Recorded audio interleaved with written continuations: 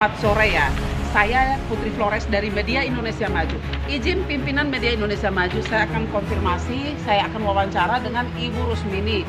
Yaitu beliau ini adalah Polban ya, Polban dan juga mantan Intel ya. Dia di Intel di Polda Lampung.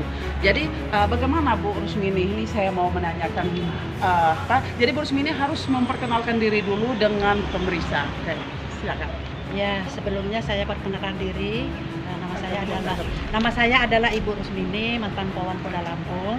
Sebelumnya saya mengucapkan terima kasih kepada pimpinan media Indonesia, ya kan, yang untuk mendampingi saya dalam kasus saya ini adalah sebenarnya ini kasus sampah, Mbak. Karena permasalahan menurut Ibu Rusmini yang katakan kasus sampah itu kasus yang bagaimana? Ya, karena awalnya di 2013 itu saya melaporkan suami selingkuh. Jadi saya di bagian Intel pada saat itu melaporkan suami dan menangkap suami selingkuh.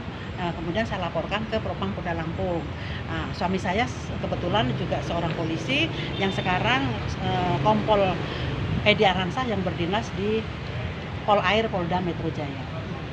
Dengan adanya saya melaporkan perselingkuhannya, balas dendam kepada saya. Jadi dengan melalui Bapak Jainuddin pamannya untuk melaporkan saya atas hutang piutang. Utang piutang sehingga ibu itu dijebloskan di dalam penjara. Ya. Hanya kena utang piutang. Utang piutang direkayasa menjadi penipuan. Terus ya. Laporan dari ibu tentang perselingkuhan itu tidak dijalani benar? Semua laporan saya selalu diberhentikan dengan alasan tidak cukup bukti ya, karena sudah masuk angin, Mbak. Tidak cukup bukti. Ya. Berarti utang piutang itu dilaporkan suami ibu ke ibu. Iya, melalui pamannya. Melalui pamannya. Iya, karena balas dendam. Berarti ibu tidak bisa membaca ada kejanggalan.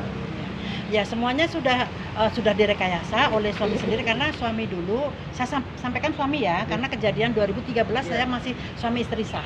Jadi pada saat saya melaporkan suami saya dulu kan dia sebagai Kasat Polair Bakauni penyeberangan Bakauni Lampung, yang terkenal tajir melintir. Nah, beliau ini bekerja sama dengan AKBP Perijal sebagai Kapolres yang memecat saya ini. Nah, karena Bapak AKBP Perijal ini sampai memecat ibu itu dasar hukumnya apa? Kok ibu hanya masalah utang piutang tiba-tiba ibu dipecat, atau mungkin ada kesalahan lain? Sebenarnya kita ini tidak ada kesalahan lain ya, hanya itulah yang direkayasa memberikan keterangan palsu. Dasarnya Bapak Jainuddin karena sudah diakui dengan pada saat sidang di PT UN sebagai saksi bahwa pamannya menyampaikan tolong adik saya ini jangan dipecat karena saya dulu melaporkan